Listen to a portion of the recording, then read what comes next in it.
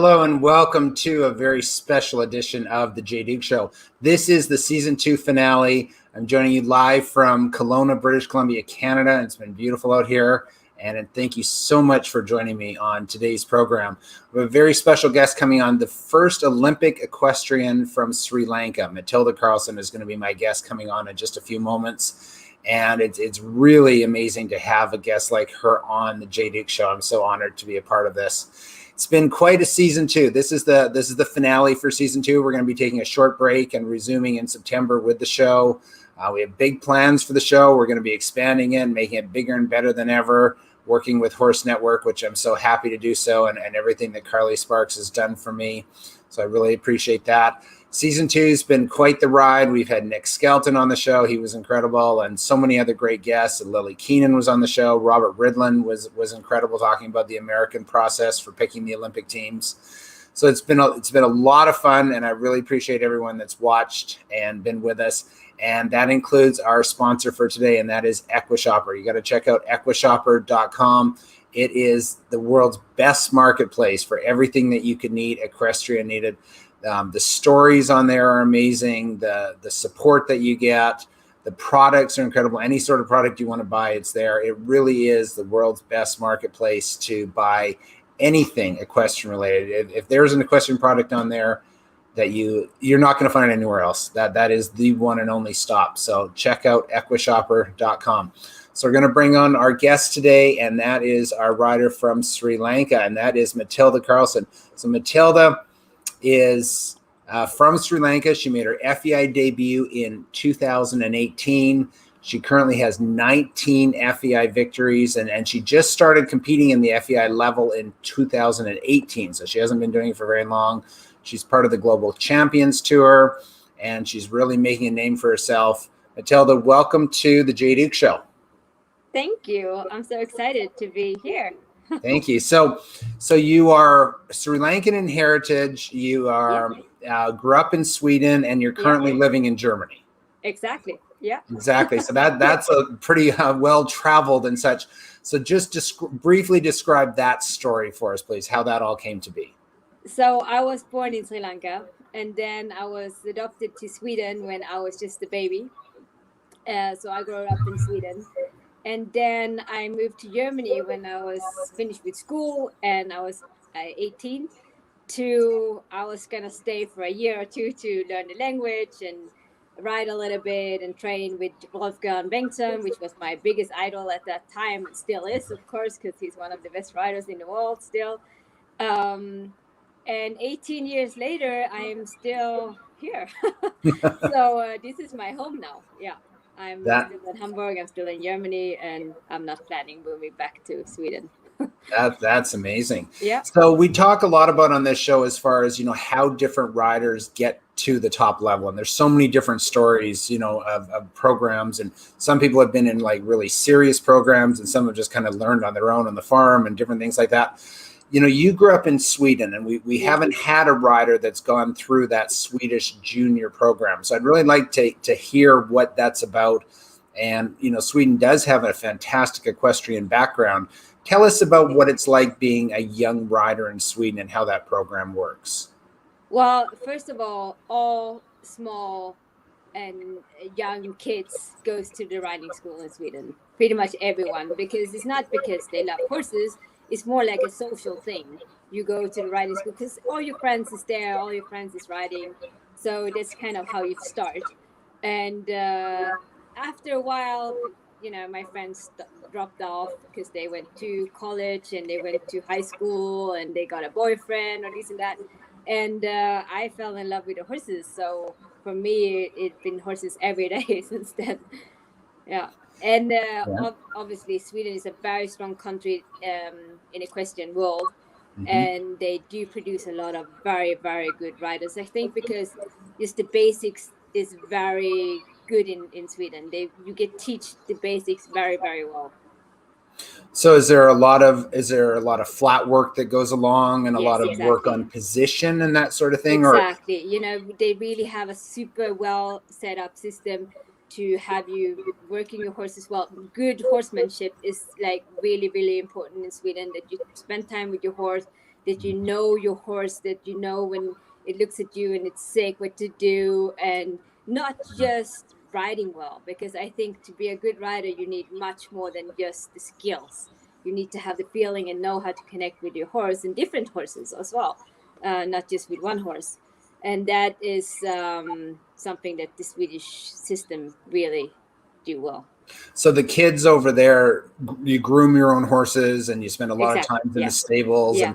and caring for the ponies and all Exactly. of that aspect of it. Yes, it's very different than maybe American system and this and that, because you really do.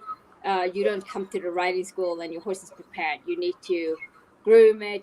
But sometimes you even need to catch it on the fields. So it's like all dirty. It takes half an hour to get it cleaned up, and then you put the saddle on.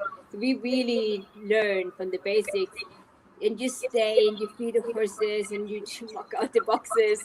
And if you muck out a few more boxes, you might get a riding lessons for free. Like it's just I was mucking out a lot of boxes.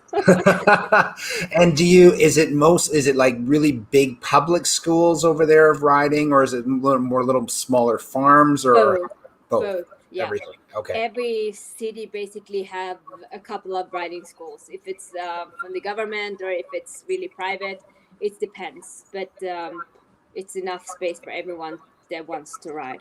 Nice. Well, thank you for giving us that insight into I think it's fascinating how different countries produce their athletes, and that's really great to see. So what was the next step for you? So you grew up in that program and, learned so much about the ponies and the horses, and then to take that step to international competition. How did that come about? I think that I never thought that I could be where I am today. So there was never really my goal to be qualified for the Olympics or ride against the best riders in the world.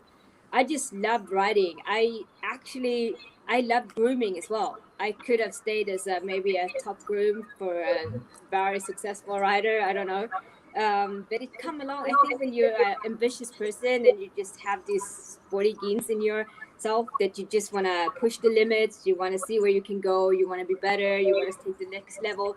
So it became natural that I started riding young horses, natural shows, and then they grow older. They have to go international, and then I did that, and then kind of worked out. And some horses got sold, but the difficult ones stayed, and then they were ready to do 2-star, 3-star, 4-star. So I kind of rode with my horses. I never really bought horses. I had them from the start, and I rode with them, and which was really nice. And suddenly I did my first Nations Cup, and then I did the global tour, and here I am qualified for the Olympics. I mean, it's kind of cool. And so, all of a sudden you're riding up against, John Whitaker and Malene Bayard and, riders like that. And it's like, well, how did I get here? Type of thing. Really, really. Yeah. Oh, that is so neat. So the moment that you qualified to go to Tokyo, which hopefully will happen, we still don't know, which is amazing. Yeah, but let's assume it's going to. Let's assume Tokyo is going to happen. We're going to get more in depth into that, but let's assume it's going to happen. Let's talk about the moment that you found out that you were going to represent Sri Lanka as the first ever equestrian from that country in history. What was that like? Well, I mean, it was pure happiness, obviously, and me and my whole team was so proud that we have managed that. Obviously, it's a long-term goal that needed to be set up. We had planned this very well. We have set up good people to help me. If it's the vets or I have a fantastic groom. I couldn't have done it without him. I had fantastic trainers that knew which shows I should go to and which horse I should put my card on. And I mean, when you realize that all this effort that we have done and all the cost that was made, obviously, that we have reached the goal was amazing. Then, so all of this happens, and then COVID hits, and you find out the 2020 games are not happening, and now they've been postponed for a year. So how did you cope with that from a personal standpoint and from an athletic standpoint with your horse's fitness program? Well, a little thing happened before that already kind of pushed me off the rails a little bit, because FEI obviously decided to cancel some of the shows that I went to, the classes that I went to. So the spot was already taken away when COVID hit. So for me, Oh, it okay. actually worked in a favor, not COVID at all, but the postponement of the Olympics worked in my favor. Okay, so yeah, so let's get to that. Let's get to Yeah. what happened there. So here's some background information for the viewers. Yeah. So there were some FEI horse shows that took place in France. There was a small number of entries at those horse shows. I read that there was not a lot of riders invited to those horse shows, and yet that full points were given out at that, and it was all FEI approved. And then there was a protest, and then the FAI was like, well, we got to look into this because we're not quite sure how this got approved and how, even though we approved it, we don't know how that happened, type of thing. So it's a bit concerning. And so we're going to look into that and see how that happened. And so the points were temporarily taken away from you and the other riders that accumulated. Yeah. And then there was a hearing, and then the points were given back. Am I correct in this line? Yeah, pretty much. Yeah. Okay, so talk us through that and that roller coaster of emotions that must have been. Exactly, because I mean, obviously, we were so happy, and all this excitement in Sri Lanka was unbelievable. I never experienced anything like this. This proud moment for a lot of people that have, encouraged me on and believed in me. And then suddenly we started hearing rumors that something was wrong, and we tried to look into it. Everyone said, no, it's fine. It's not about what I did. It's about something that FBI might have done wrong or whatever. So they said I had nothing to worry about. In the end of the day, they did cancel these classes, but not because of the reason that there were less riders, because there was a show with 20 riders invited, which is okay. It's not that often that it happened, but it does happen on bigger shows as well. Like in Stockholm, it's a 4-star show. There is only 16 riders invited. There are rules, so you can do that. Mm-hmm. And for me, obviously, I was really happy that I could get invited to these shows. But it wasn't because the rule books of the Olympics says that when it's very little riders, you don't get the Olympic points. So it wasn't about, so the classes that I rode, that wasn't having many riders or starters, I didn't get any Olympic points. So I didn't earn my spot because there was less riders. I did gain ranking points, but that was not why I was there. I wanted the Olympic rankings, of course. Mm-hmm. And yeah. And then there was taking away the points, which then made me drop in the ranking. So they took away my qualification. And there was a big disappointment, obviously a lot in my team, but also Sri Lanka. They never had a equestrian riding under the Sri Lankan flag at the Olympics. So yeah, it was not a great time. Yeah, so you're told you're going, you're qualified and you're going. Yeah. Now, wait a minute, now there's a problem. We've got to look into this, and now you're not going. Exactly. And so then the lawyers get involved. And for me, I mean, we all knew that I hadn't done anything wrong. And the FBI even wrote that down in the press release, that it wasn't about that I had been breaking any rules. But for people not involved in horses, and even people that are involved in horses and the sport, it's very difficult to understand what actually happened, because you do believe that the person must have done something wrong if the spot is taken away. I mean, I would have thought probably the same. So it was very important for me to get clearance in what actually happened, and to just show to my, people that have pushed me, believed in me, and also rest of the world, to show them what actually happened, that I didn't break any rules, I didn't cheat, I didn't do anything illegal. So lawyers got involved and helped me a lot. And we took it to CAS, but that is a very long process. So Yes. if it Yes. wouldn't been, if the Olympics 2020 wouldn't have been postponed, I would never have get this done in time. And I think FEI knew that it would be impossible for me for the 2020 Olympics to get to CAS and get this organized and proven that I didn't do anything wrong and I should actually keep my scores and my points. But then COVID happened and the Olympic got postponed. And luckily, I won the case against the FBI. So I got my points back in time to actually get ready for the Olympics now. Yes, and I do want to say to everyone watching that is the case, that FEI right from the start had said Mathilda, and she didn't do anything wrong whatsoever. Yeah. She was invited to a horse show. She went to the horse show. She did well at the horse show, and she got points at the show. I mean, that's as simple as it gets. Yeah, they did say that. Absolutely. You know, and so that was the case, and I think so. In a sense, when you look at it, the right thing was done. Now they do need to look at their process for how they approve the FEI shows, and I think that brought that to light. And that's a bit of a different story, but certainly you and the other riders that attained points there did attain them following the rules that were in place. Yeah, exactly. Yes. Yes. So we're going to take just a 20-second time out to hear from our sponsor, Equishopper. And on the other side, we're going to talk to Mathilda about what she thinks of potentially going to Tokyo 2021. We'll be right back.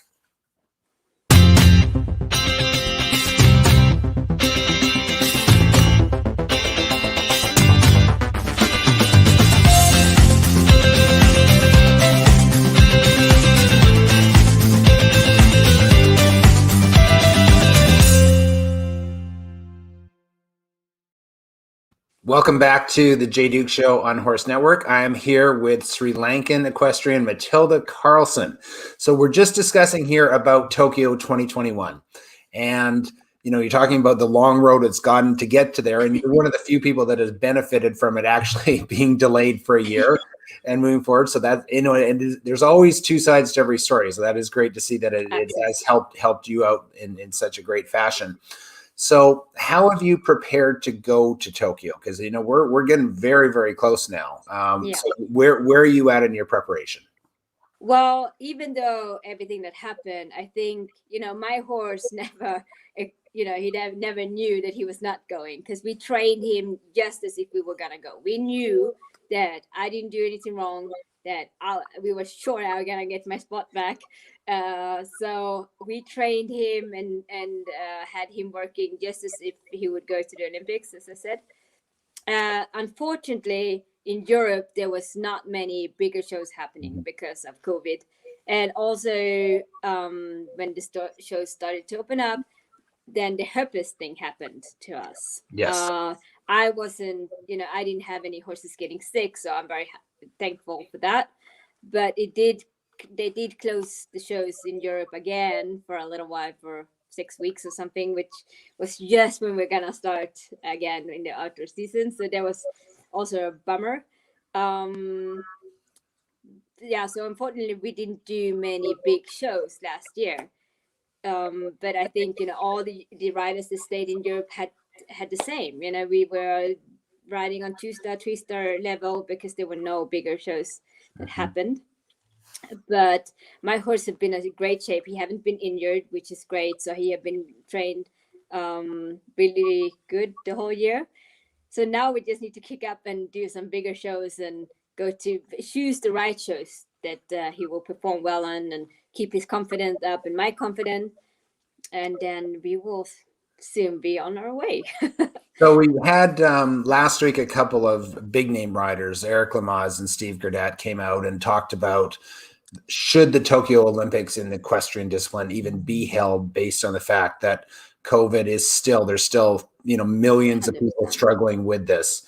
And so Eric has declined not to go. And of course, that's his right. And he did that for several reasons. But he did kind of step into the political field by saying he didn't think it was a time to celebrate sport when people were still struggling and suffering. And Steve, you know, backed him up somewhat. And again, two big names, two of the biggest names in the sport, two top 10 riders.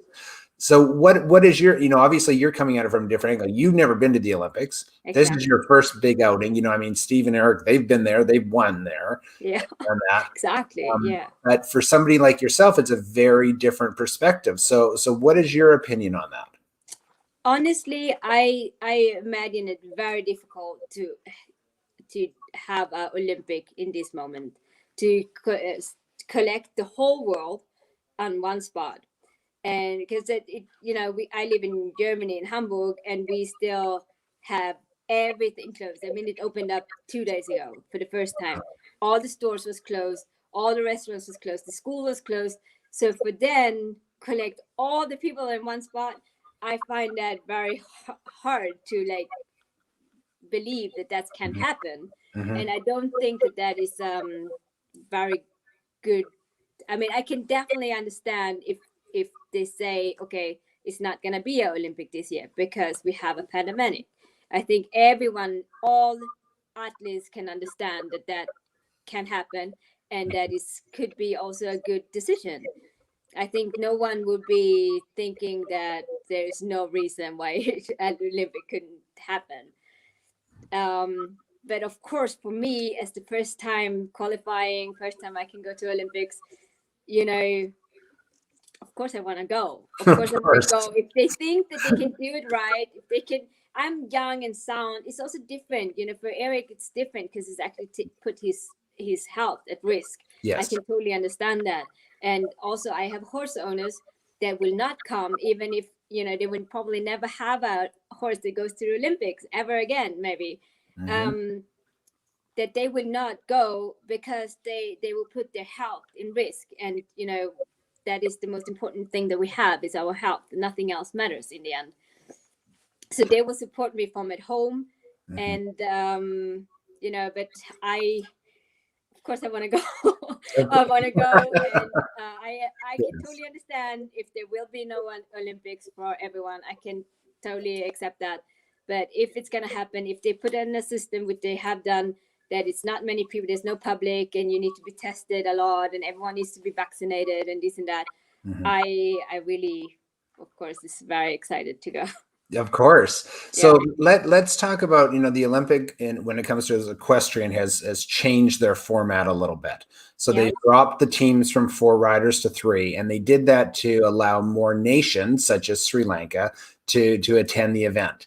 That has met with criticism from some people, because the concern is that there's riders there that they feel that the jumps can't be quite as high and the competition can't be quite as tough and as technical, because there's riders there that would not be able to complete those courses because there's potentially from a rider like Sri Lanka and several other countries. So I want to hear what your opinion is on that from kind of the other side of it, and saying, well, actually, no, why is this a good thing for equestrian sport?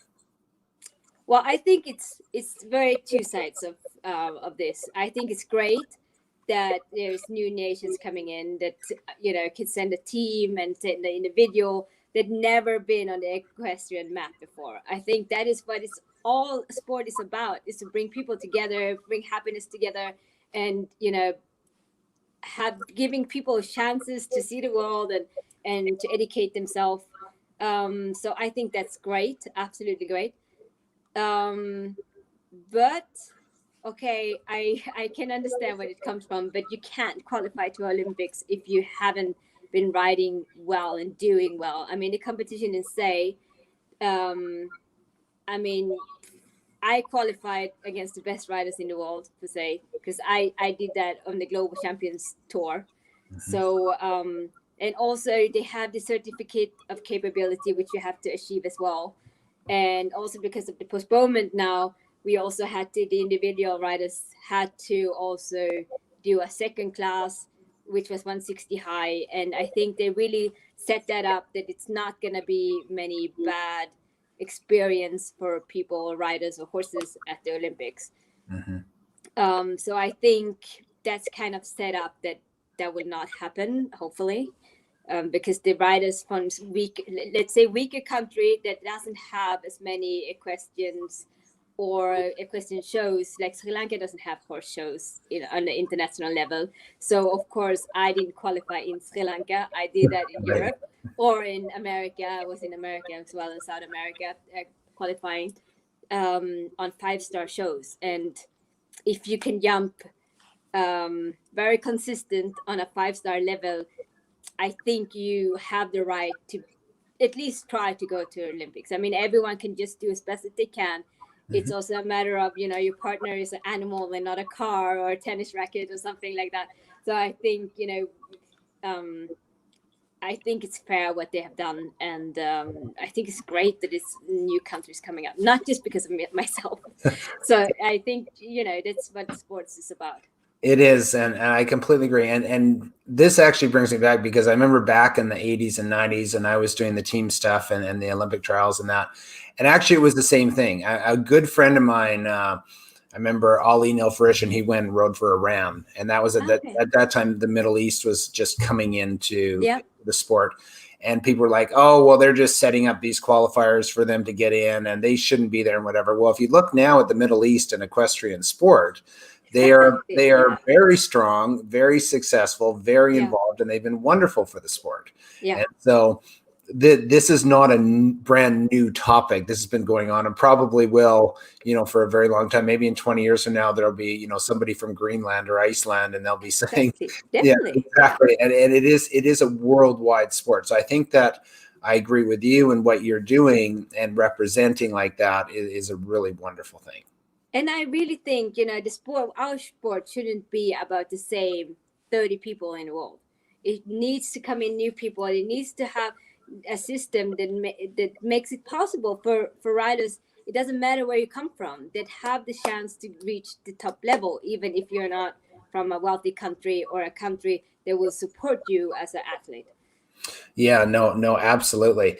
Now, have you been back to Sri Lanka since all this happened? And what was that like? No, because I was there when it got announced. Okay. I was in the beginning of 2020 that I qualified. I was actually there by coincidence because I was there on holiday and enjoying this beautiful country. And then it got announced. And of course, I mean, what happened there was amazing. I mean, the people were dancing on the streets, and It was insane. It was on all the news channels, and the joy that I felt from all these people living in Sri Lanka and all these Sri Lankan people was unbelievable. The proud that they felt for me was, I cannot even put it into words. So I was there, but then I obviously got back. And then these bad news hits, and I couldn't go back, not because I didn't want to. I couldn't because of COVID, and but never once did I get a bad message on Facebook or Instagram or social media or private from Sri Lanka say anything, people not believing in me or just supporting messages. And also my federation in Sri Lanka, there haven't been one time that they have doubted me. They have supported me, and they have tried to giving me everything they could for everything to work out in my favors. So that was amazing. And I think right there is the answer as to why people like you need to be involved in the sport, and why the sport, that expansion is there, because that's fantastic and that's beautiful. And to have that home support, and you talk about your federation, and is equestrian sport known in Sri Lanka very well, or what is it? What's no, it not like? really. What's it like? But they have a federation. They do, because they have endurance rider, they have a dressage rider, but they never had a not on. They do on international level, but not maybe on championship level. Right. Yeah. Right. So they have a federation, but it's a Hindu kind of country, so animals is very precious for them.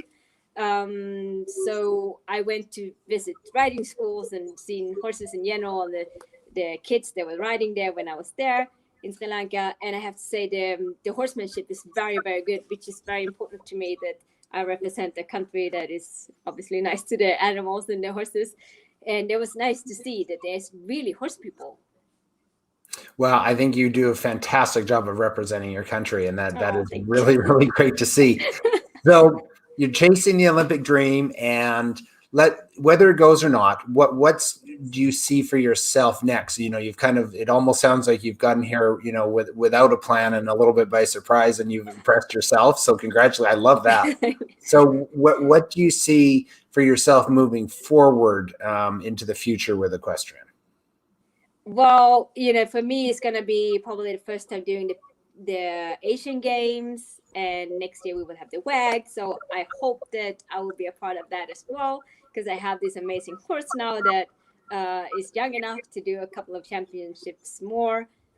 And that would be great to experience that with him as well. So that is like the next steps. We'll see where we will go. And I have a lot of young horses that need to get pushed in the right direction, that I can maybe take them to some championships as well later on. Right. Oh, that's really cool. We're gonna post a picture that we found of you, and we want to hear the story behind this picture and how you got up on stage with a famous celebrity. Yes, a couple of famous celebrities. Yes. So who's all but in I guess the picture? you mean Paris Hilton, right? Paris Hilton. Who else is in the picture? Well, it's Chloe Green, and it's my sponsor Mia from Miyasuki, and then it's Julie Bangstrup, that actually is the founder and creator of Cash and Rocket Tour, which is amazing because it's a charity, and we raise money for kids in Africa and other things. So it's really exciting. Yeah. Oh, that's fantastic. So here now you're sharing the stage with celebrities, and you're a celebrity yourself, and that's really, good for you. Very, very impressive. Oh, thank you. Yeah, it was. It's really, really fun. Yeah. Oh, thank you. Well, Mathilda, thank you so much for joining us on the Jay Duke Show on Horse Network. You've just been a ray of light, and your energy and enthusiasm and spirit is fantastic. And that's really what the sport is about. And that's what this show is about, is bringing wonderful people like you to the thousands of viewers in our audience and all over the world. And thank you so much for nice. watching. Thank you. And I appreciate that. So thanks so much for everybody for watching the finale of season 2 here on the Jay Duke Show on Horse Network. Like I said, season 3 is going to be absolutely incredible. I don't know if it's going to even top this show, but it's going to be a lot of fun. I want to thank Equishopper for everything they have provided to us this season. Check out equishopper.com. They are the world's best marketplace for every equestrian need you can imagine. It'll take you hours and hours to get through their website. It's absolutely incredible stuff. So thank you to them. Thank you to Carly Sparks, and everyone have a fantastic summer. Stay safe out there. As always, ride safely and respect the horse. Take care.